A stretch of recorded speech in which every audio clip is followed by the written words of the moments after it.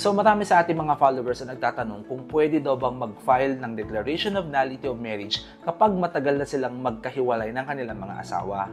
At hindi ko sila masagot isa-isa dahil kung aalamin ko ang bawat kaso o ang bawat facts ng kaso ay magiging matatrabaho naman on my part. Pero recently ay may kaso na desisyon na ng Supreme Court at ito ang i-discuss natin ngayon. Sa kaso ng De La Cruz Lanuza versus Lanuza in the Republic of the Philippines, yung Supreme Court dinalify niya yung marriage. Base saan? Base sa husband's psychological incapacity na nagmanifest sa kanyang infidelity, sa kanyang failure sa pagbibigay ng support sa kanyang asawa at sa kanyang mga anak, at yung kanyang unjustified absence sa kanyang pamilya. Dinagdag pa ng korte o sinabi ng korte na ang mga manifestations nito ay indicative na hindi siya cognizant o hindi niya batid ang mga responsibilities and duties niya bilang asawa at bilang ama. Tandaan natin na dahil sa case ng Tan Andal versus Andal, minodify na ng Supreme Court ang guidelines kung paano mai-establish ang psychological incapacity as a ground para maideklarang null ang isang marriage.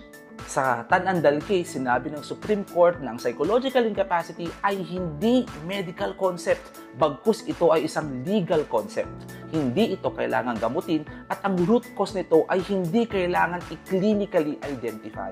Maaaring may psychological incapacity ang isang spouse kapag ang kanyang personality structure ay ang nagiging sanhi upang imposible niyang maunawaan at magampanan ang kanyang essential marital obligations. Doon sa De La Cruz Lanuza case, ikinasal yung mag-asawa noong 1984. Pagkatapos ng kasal ay nabigo na yung husband na mag-provide ng pagkain o mag-provide para sa kanyang pamilya.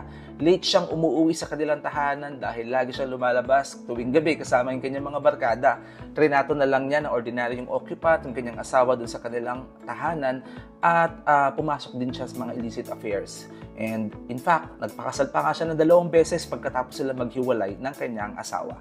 At pagkatapos sila maghiwalay noong 1994 ay 1 beses na lamang niyang binisita yung kanyang mga anak. Ito ay noong 1999 dun sa eskwelahan ng mga bata during their recognition day. At take note, 1 oras lamang siya nag-stay doon sa pagbisita niya na yun.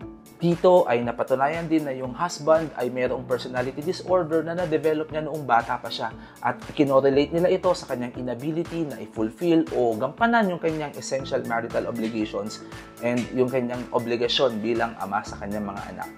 O siya, ito si Attorney Ian na nagsasabi sa inyo, alamin natin ang batas at mamuhay tayo sa mundo ng hindi marahas. Hanggang sa muli,